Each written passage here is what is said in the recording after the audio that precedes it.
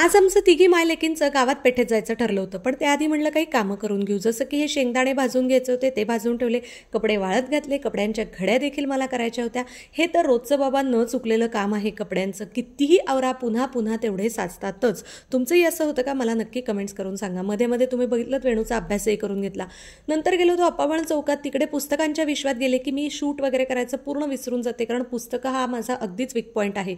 ही सगळी खरेदी जी आहे ती आईची करायची होती, कारण की तिला काही ब्लाऊज पीसेस घ्यायचे होते. बिझीलँडचा हा चौक आज फारच तसा निवांत आणि कमी गर्दीचा होता. त्याच्यानंतर ते ब्लाऊज पीस लगेच शिवायला टाकायचे होते. इथे वेणू आज तिचा लुक तुम्हाला दाखवते. खूप वेळ झाला ती माझ्या मागे लागली होती, आई माझा लुक दाखव, आई माझा लुक दाखव.